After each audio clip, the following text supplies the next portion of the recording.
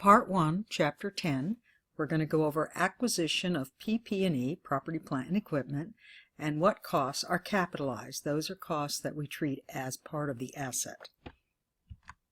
Now, property, plant, and equipment, the definition is, it includes all items acquired for use in operations and not for resale. They are long-term. That means their use is more than 1 year and are expensed through depreciation, excluding land. They possess physical substance, and they include all costs associated with getting it ready for its intended use. Now we're going to walk through some examples. All right, and what I'm going to do is tell you what the rule is under GAAP, and then show you how to work. And then if I have some cases involving IGAAP, we'll include that too. Now, land capitalized. What do we include? Of course, we include the cost, the closing costs, the legal fees, assumption of any liens, property taxes, or encumbrances. Does not include normal property tax. Now remember, this is part of that rule. We must include all costs that are required to get it ready for its intended use. Title search and title insurance. Any costs associated with getting it ready for its intended purpose include demolition of any existing structures, less any amount received for salvage, any improvements that have an indefinite life, and clearing and grading costs. So an example might be is if you put in some trees, those usually have indefinite lives, you include those as cost of the building. However, if you put in fences and pavement, that would be categorized separately as land improvements, and you could depreciate those because they have a useful life. Also includes clearing and grading. So now we're going to look at an example to see how we would categorize our costs that would be capitalized. Now, here's what we have. We have repairs, construction of new base for some equipment, installed driveway and parking lots, remodeled building including walls, and special assessment by the city on the land of $18,000. So, how do we determine where it goes? Well, first of all, repair on the building would be part of the building. Construction of a base for the equipment would be part of the equipment. Installed driveway and parking lots, that would be land improvements. Remodel building including walls, that would be part of the building, and special assessment by the city on the land would go to land. Step 2, determine the journal entries. Well, we would debit all of our asset accounts and credit cash. Now we're going to look at another example, and this is what's called a lump sum purchase. This is when you pay a one amount for multiple assets. So, valuation of these assets differs when each asset is indistinguishable. Now, if that happens, you're just going to take the total cost and divide by the number of assets. It would be like if you bought a bunch of trucks that are exactly the same. You do it for that. Now, in most cases, the assets have different characteristics and different useful lives and value. Those, we're going to allocate the lump sum acquisition price among the separated items based on the percentage of fair value. So let's take a look at an example. We purchased 2 buildings and 4 acres of land for $900,000. The fair value of building A is $450,000. Building 2 is $250,000 and the land is $300,000. Now we're going to determine the amount to be allocated. This is the kind of schedule you do. You would take the fair market value and you divide by the total fair market value, which gives you a percentage. You're going to take that percentage and make sure it equals 100%. You're going to take that percentage of each of the different items times the amount that was paid, the $900,000, which tells you, for example, for building A, of the $900,000, we're going to allocate $405,000 for building A. Now remember, that's the most we can allocate. So when we do our journal entries, we want to make sure that our total equals the amount we paid, $900,000. Now, what if they had purchased the land and demolished the building? Everything would go to land. That's how it works. All right, now what we're going to do is look at some partial and non-cash acquisitions. Companies can also acquire assets with paying some or no cash at the time of the purchase.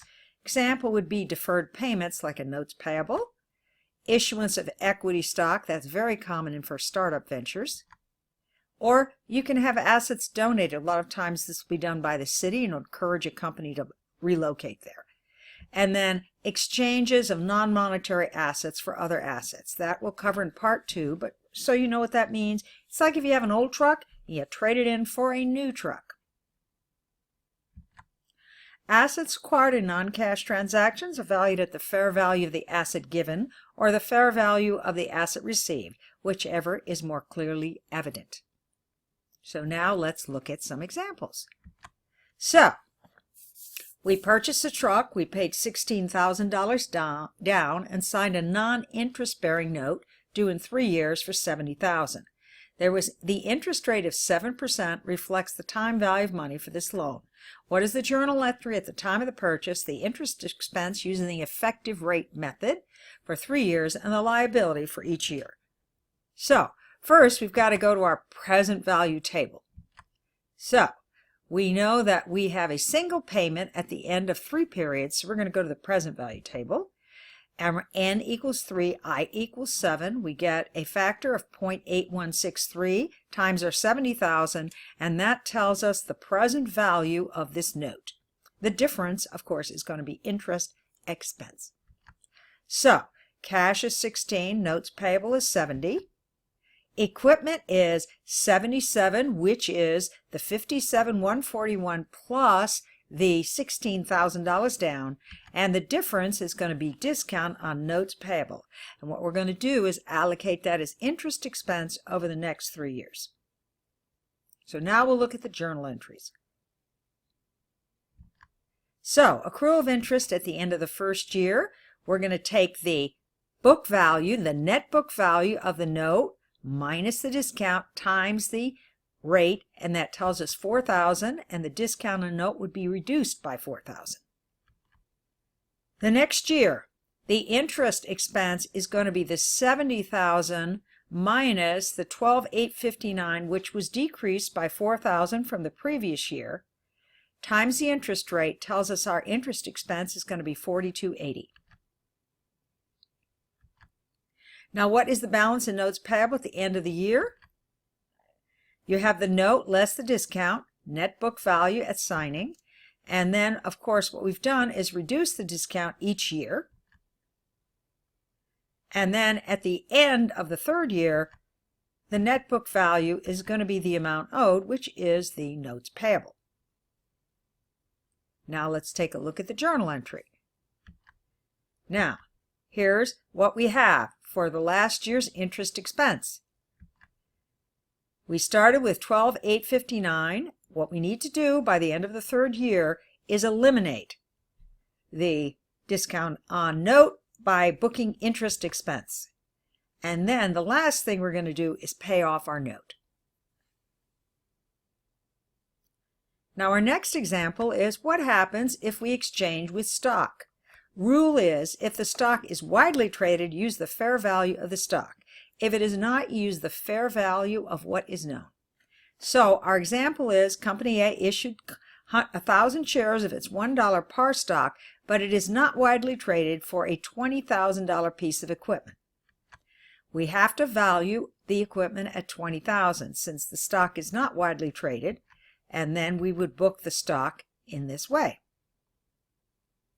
Now what happens instead if the stock is widely traded and has a fair market value of $25? The equipment now would be for $25,000.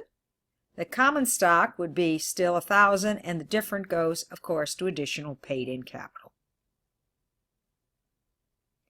Now what happens if we have donated assets? Okay, the rule is donated assets are booked at fair market value and treated as revenue for GAAP. But under the IFRS, the donated revenue is treated as deferred revenue and allocated over the life of the asset. So, the City of Pebble Beach gives Mike a $5 million grant that represents 50% of the cost of equipment that will be used to improve roads in the local area. So, under GAAP, we'd book the cash and book the revenue. And then, of course, we'd purchase the equipment. Under the international standard, we'd book the cash, defer the revenue, and of course then book the equipment. Now, the next thing we're going to talk about is goodwill. Now, we cover this a lot in advanced accounting. Now, goodwill. Because goodwill can't be separated from a company, it's not possible for a buyer to acquire it without only acquiring the whole company or a portion of it. So, capitalized cost of goodwill is the fair value of the consideration given in exchange for the company, the acquisition price, minus the fair value of the identifiable net assets acquired.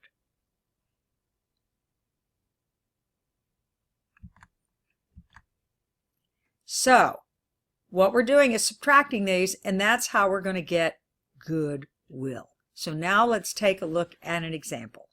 Now, I want you to also know that they're thinking of, no, they're not, actually for this example, they're not changing, but they are changing how we judge goodwill over time. And that we'll cover in a different section. All right. Goodwill is created when the purchase price exceeds the fair market value of what is received. So here's our example. What we paid $11 million cash for a company, and these are the book values, and these are the fair market values. And first thing we need to do is look at the net book value. So of course, what's the net book value? We're going to take our total assets, subtract our liabilities, and we have a net book value. Now, in order for us to identify goodwill, what we're going to do is we're going to compare what we paid for it minus the fair market value of what we received. Now, here's what's going to happen. We don't cover this here, but you cover in advanced accounting. What we're going to do is we're going to mark up the assets to their fair market value in what we purchased. So that's where those costs will go. And it's only the difference that goes to goodwill. And that ends this presentation, part 1, for Chapter 10. Thank you.